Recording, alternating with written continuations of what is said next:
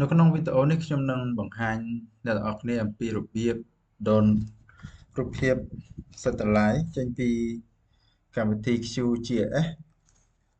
ដូចនេះដើម្បី download រូបភាព satellite នេះបានអ្នកទាំងអស់គ្នាត្រូវមានទីតាំងសិក្សារបស់យើងមួយឥឡូវនេះខ្ញុំចូលទៅបង្ហាញនៅក្នុងកម្មវិធីតែម្ដងខ្ញុំមានទីតាំងសិក្សារបស់ខ្ញុំមួយអញ្ចឹងខ្ញុំadd ទីតាំងសិក្សារបស់ខ្ញុំចូលមកក្នុង layer នេះតមកខ្ញុំ right click នៅលើ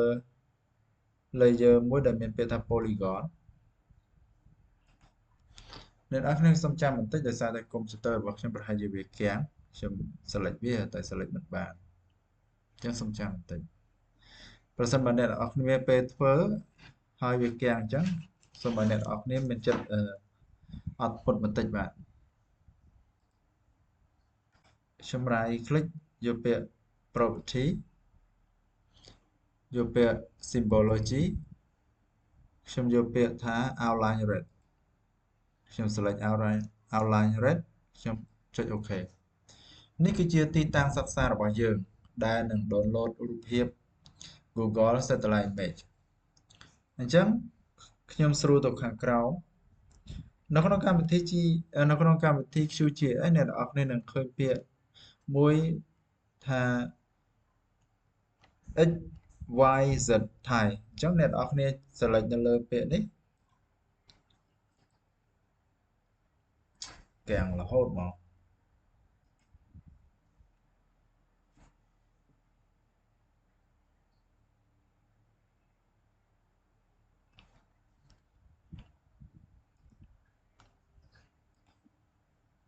កាំងសំចាំបន្តិចអញ្ចឹងអ្នកនរគ្នា select នៅលើពាក្យ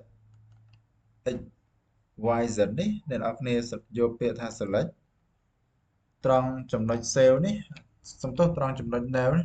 នេះអ្នកនរគ្នាអាចសរសេរឈ្មោះឧទាហរណ៍ថាសរសេរថា Google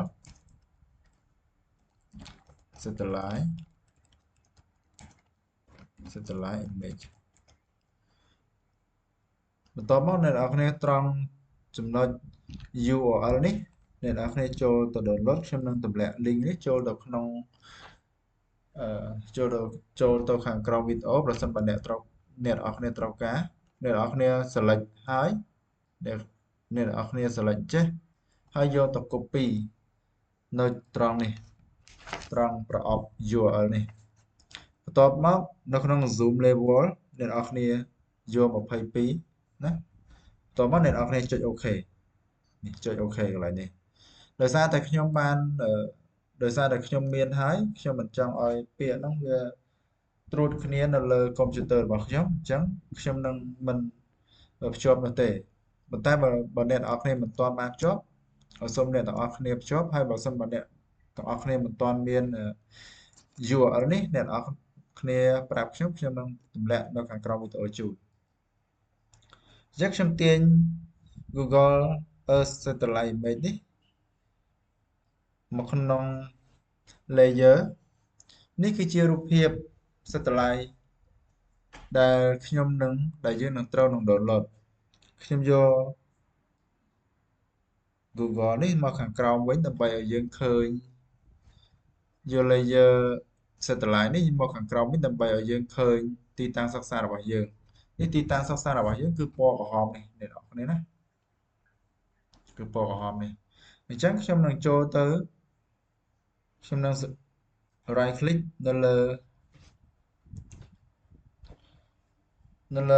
layer Google Earth នេះហើយខ្ញុំយកពាក្យថា export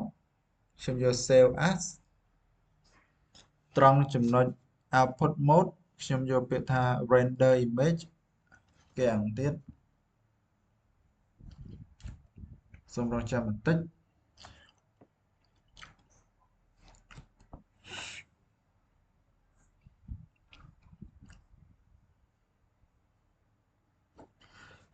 ត្រង់ចំណុច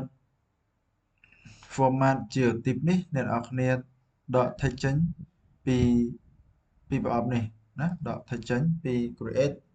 VRT នេះបន្ទាប់មកអ្នកទាំងអស់គ្នាទៅរកទីតាំង save រក្សាទុករូបភាពផ្កាយរណបនេះខ្ញុំឧទាហរណ៍ថាខ្ញុំដាក់ថាថ្ងៃទី21ណាខ្ញុំដាក់ថ្ងៃទី21អញ្ចឹងខ្ញុំសរសេរមកថា Google Earth ណា Google Earth ឆ្នាំ2025ខែ10ថ្ងៃទី21ខ្ញុំចុច save បន្ទាប់មកត្រង់ចំណុច coordinate system នេះ CRS នេះអ្នកនរគ្នា select យកពាក្យថា WGS 84 UTM 048N ត្រង់ចំណុច calculate from layer អ្នកនរគ្នាជ្រើសរើសយកទីតាំងសិក្សារបស់យើង polygon នេះបើអ្នកនរគ្នា save ដាក់ឈ្មោះអីគឺអ្នកនរគ្នាត្រូវចាំខ្លួនឯងឧទាហរណ៍អ្នកនរគ្នាអាចដាក់ថា study area អីចឹងទៅអញ្ចឹងអ្នកនរគ្នាត្រូវ select នៅកន្លែងនេះគឺ study area បន្តមកទៀតត្រង់ចំណុច horizontal នេះខ្ញុំយក 0.20 មានន័យថា20 សង់ទីម៉ែត្រ vertical នេះខ្ញុំចុចយក 0.20 ដែរយក20 សង់ទីម៉ែត្រដែរពីខាងក្រោមខ្ញុំអត់មានអីទៀតទេខ្ញុំចុចថាអូខេមើលម្ដងទៀតខ្លាចមានការយកខ្លាចមានផ្លេចកន្លែងណាកន្លែងណីអីខ្ញុំចុចអូខេអញ្ចឹងអ្នកនរគ្នាមើលនៅក្នុងនេះមើលនៅកម្មវិធី GS សំទោស QGA កន្លែងនេះអ្នកនរគ្នាឃើញមានកំពុងតែរត់អញ្ចឹងយើងរងចាំបន្តិចអ្នកនរគ្នាឃើញរត់អញ្ចឹងយើងរងចាំបន្តិចចាំរហូតតដែរកម្មវិធី QGS នេះ download រូបភាពកែរដប់នេះចប់នេះអ្នកនរគ្នា load មកហើយនេះបាទ39 40 41 42អញ្ចឹងយើងអង្គុយចាំរហូតតដល់វា download ចប់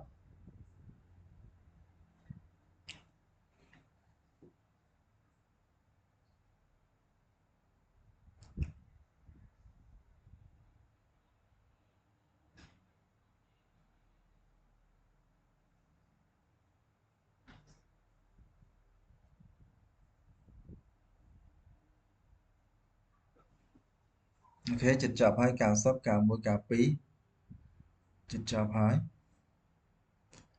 បាទឥឡូវនេះគឺចប់ហើយអញ្ចឹងខ្ញុំមិនទាន់បើកកម្មវិធី GS នេះទេអញ្ចឹងខ្ញុំបើកទុកមួយខ្ញុំបើកចោលមួយដើម្បីខ្ញុំបង្ហាញអ្នកនរគ្នាពីថាជាង add វាចូលទៅទាំងអស់គ្នាណា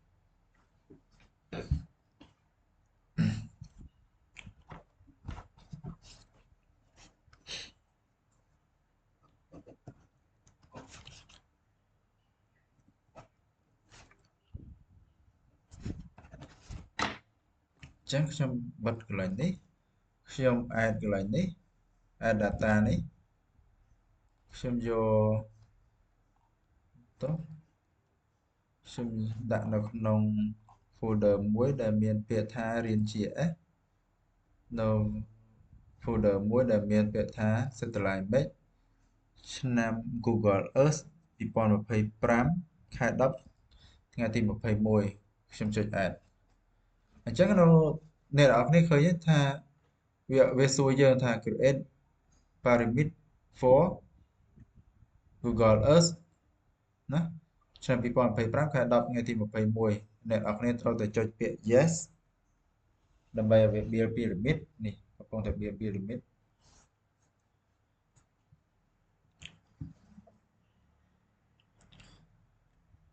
នេះអញ្ចឹងសំចាំបន្តិចនេះគឺជារូបភាព Google Satellite Image ដែលយើងបាន download មុនហ្នឹងអញ្ចឹងខ្ញុំទៅ add study area របស់យើងមក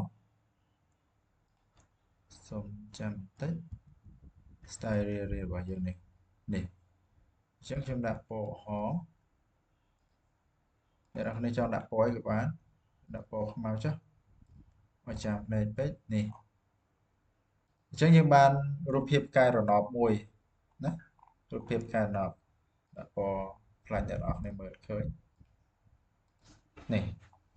អញ្ចឹងនេះគឺជារូបភាពកែរណបមួយ រូបភាពកែរណបនេះគឺវាស្គាល់ទីតាំងភូមិសាស្ត្ររបស់វាជាក់លាក់ឧទាហរណ៍ថា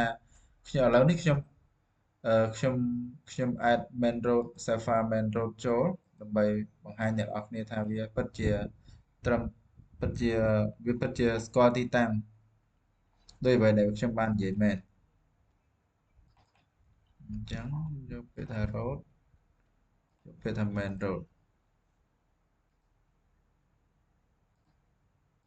នេះអញ្ចឹងគឺវាស្គាល់ទីតាំងច្បាស់លាស់ណាមានន័យថារូបភាពអឺរូបភាពកែរណបនេះគឺវាមាន coordinate system របស់វាណាអញ្ចឹងយើង right click មកយើងមើលទៀតថាតើវាមានពិតដែរឬអត់យើង right click យកពាក្យ property យើងយកពាក្យ source អ្នកនរគ្នាអាចមើលបាននេះណា special reference WGS 84 UTM 048N អូខេអញ្ចឹងរូបភាពកែរណបដែលយើងបាន download ចេញពីកម្មវិធី Google កម្មវិធី QGIS នេះពិតជារូបភាពកែរណបដែលមាន coordinate system ត្រឹមត្រូវអញ្ចឹងខ្ញុំចូលទៅកម្មវិធី Archie Pro មួយទៀតដើម្បីបង្ហាញជូនអ្នកនរគ្នាដែលខ្ញុំបានបើកទុកមុននេះអញ្ចឹងខ្ញុំ add រូបភាពកែរណបដែលយើងបាន download នេះចូលដើម្បីបង្ហាញជូនអ្នកនរគ្នាថាវាពិតជាត្រឹមត្រូវបើទោះបីជាយើងយករូបភាពកែរណបនេះយកទៅបើកនៅក្នុងកម្មវិធី GIS មួយណាក៏វាស្គាល់ coordinate system ដែរ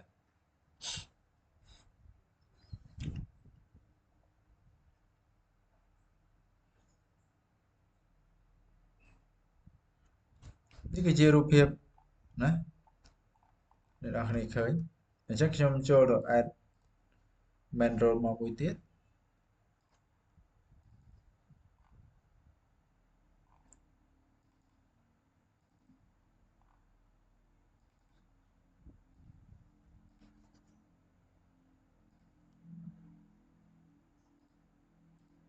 នេះគឺជា main road